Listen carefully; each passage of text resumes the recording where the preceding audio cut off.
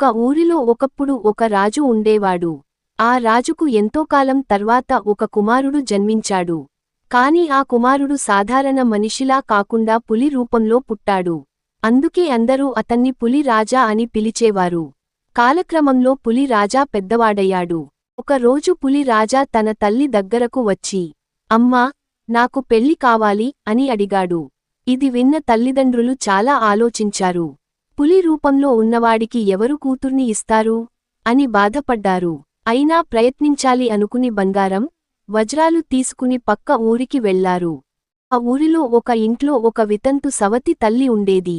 ఆమెకు 2 కుమార్తెలు, ఒక పెద్ద కూతురు, ఒక చిన్న కూతురు. పులి రాజా తల్లిదండ్రులు ఆ ఇంటికి వెళ్లి, మా కుమారుడు పులి రాజా, మీ కూతుర్ని అతనికి పెళ్లి చేస్తే ఈ బంగారం, వజ్రాలు మీకిస్తాం అని చెప్పారు. ఇది విన్న సవతి తల్లి చాలా లోభపడింది. ఆమె పెద్ద కూతుర్ని పిలిచి, ఇది నీ అదృష్టం కాదు, పులి దగ్గరకు నువ్వు వెళ్లాల్సిన అవసరం లేదు అని చెప్పి చిన్న కూతుర్ని పులి రాజాకు ఇచ్చి పెళ్లి చేసింది. పెళ్లి అయిన తర్వాత ఆ చిన్న అమ్మాయిని అడవిలోకి పంపించారు. పులి రాజా దగ్గరకు వెళ్లాలంటే ఆమెకు చాలా భయం వేసింది. అడవిలో ఒంటరిగా కూర్చొని గుండెలు పగిలేలా ఏడుస్తూ ఉండింది. అదే సమయంలో శివుడు, పార్వతీదేవి విహారయాత్ర చేస్తూ ఆ అడవిలోకి వచ్చారు. ఎక్కడో ఏడుపు శబ్దం వినిపించడంతో పార్వతీదేవి శివుడితో, స్వామీ, ఎవరో బాధలో ఉన్నట్టు ఉంది, చూద్దాం అన్నారు. వారు ఆ అమ్మాయి దగ్గరకు వెళ్లి, బిడ్డా, ఎందుకు ఏడుస్తున్నావు అని అడిగారు. ఆ అమ్మాయి తనకు జరిగిన సంగతులన్నీ చెప్పింది. ఇది విన్న పార్వతీదేవికి చాలా జాలి కలిగింది. ఆమె ఆ అమ్మాయిని ఆశీర్వదిస్తూ, భయపడకు తల్లీ, ఇది నీ భర్త మీద చల్లుకో అని ఒక పవిత్ర విభూతిని ఇచ్చింది. ఆ అమ్మాయి ఆ విభూతిని పులి రాజా మీద చల్లగానే అద్భుతంగా పులి రూపం పోయి అందమైన రాజకుమారుడిగా మారాడు. అందరూ ఆశ్చర్యపోయారు. మరుసటి రోజు ఉదయం పులి రాజు తల్లిదండ్రులు చూసి షాక్ అయ్యారు. మా కొడుకును చంపేసిందెవరు అని ఆగ్రహంతో గొడవపడ్డారు. అప్పుడు ఆ యువతి జరిగిన విషయమంతా వారికి వివరంగా చెప్పింది. ఆమె తీసుకొచ్చిన వెబ్బుది, మంత్రం పులి మీద చల్లగానే వెంటనే పులి తన నిజ స్వరూపంలోకి మారిపోయాడు. కొన్ని రోజులకు ఆ యువతి గర్భవతి అయింది. ఈ విషయానికి తెలిసిన సవతి తల్లి ఈర్ష్యతో రగిలిపోయింది. ఇలా అయితే రాజ్యం అంతా ఈమెకే వస్తుంది, ఏదో ఒకటి చేయాలి అని మనసులో అనుకుంది. ఆమె తన కూతురిని తీసుకొని రాజ్యానికి వెళ్ళింది. ఆ యువతిని చూసి మరింత ఈర్ష్యపడింది. వెంటనే రాజు, రాణికి, నా కూతురు గర్భవతి కదా, కొంతకాలం ఇంటికి తీసుకెళ్లి చూసుకుంటాను అని చెప్పింది. రాజు, రాణి సరే అని అనుమతి ఇచ్చారు. ఇంటికి వచ్చిన తర్వాత ఆ యువతి శరీరంపై ఉన్న బంగారు నగలను చూసి సవతి తల్లి లోభంతో కళ్ళు తిరిగాయి. ఇవి అన్నీ నాకే కావాలి అని దుర్బుద్ధి పుట్టింది. ఆమె కూతురు కూడా, అక్కా, నీ బంగారం నాకు పెట్టవా అని అడిగింది. మంచి మనసున్న ఆ యువతి, సరే అంటూ తన నగలన్నీ చెల్లికి ఇచ్చింది. అంతటితో ఆగకుండా సవతి తల్లి ఆ యువతిని బావి దగ్గరకు తీసుకెళ్లి బావిలోకి తోసేసింది. నాగదేవుడు ఎన్నో సంవత్సరాలుగా ఒక పుండుతో చాలా బాధపడుతూ ఉండేవాడు. ఆమె బావిలో పడగానే నాగదేవుడి పుండి పగిలిపోయింది. ఆశ్చర్యంగా ఆ క్షణం నుంచే నాగదేవుడికి నొప్పి పూర్తిగా తగ్గిపోయింది. నాగదేవుడు ఆనందంతో ఆమెను చూసి, అమ్మా, ఎన్నో సంవత్సరాలుగా నన్ను బాధిస్తున్న ఈ పుండికి నీవల్లే విముక్తి లభించింది. నువ్వు ఎవరో చెప్పు అని అడిగాడు. ఆమె తన జీవిత కథంతా చెప్పింది.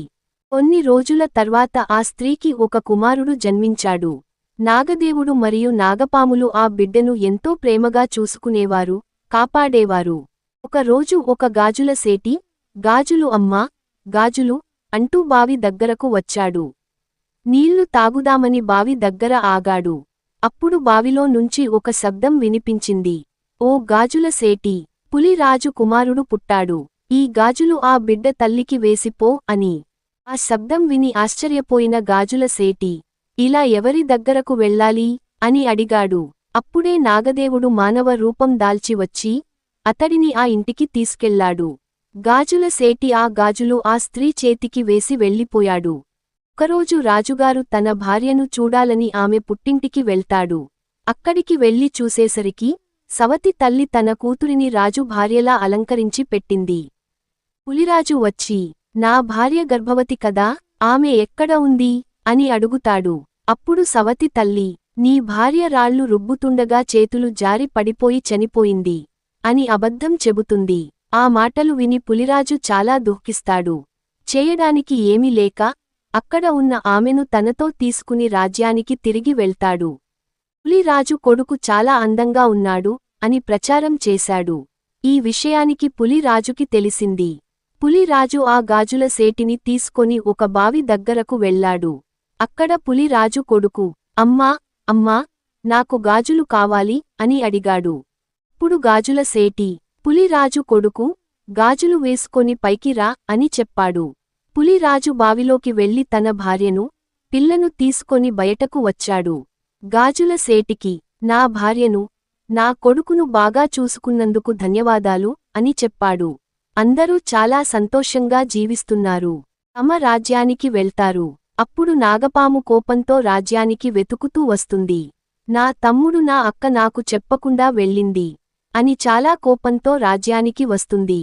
అక్కడికి వెళ్ళగానే ఒక కొడుకు ఒకటే ఏడుస్తుంటాడు. అప్పుడు అడుగుతుంది, ఎందుకు ఏడుస్తున్నావు నాయనా? అందుకు ఆ కొడుకు చెప్తాడు, మనమందరం చెప్పుకుని వచ్చాం, కానీ నా చిన్న మామకు మాత్రం చెప్పలేదు. అందుకే నేను బాధపడుతున్నాను. ఈ విషయానికి విన్న నాగపాము అంటుంది, అర్రే అర్రే, నా అక్క మీద నేను అనవసరంగా కోపం పడ్డాను అని అనుకుంటుంది.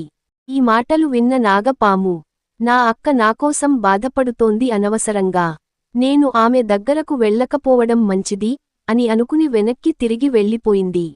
సవతి తల్లి తన కూతురు ఎలా ఉందో చూడాలి అని రాజ్యానికి వెళ్తుంది.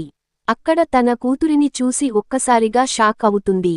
ఆమె చుట్టూ చూస్తుంది, కాని తన కూతురు కనిపించదు. ఏమయింది? నా కూతురిని ఏమి చేశారు? ఎక్కడ ఉంది అని మనసులో అనుకుంటూ మాట్లాడుకుంటుంది.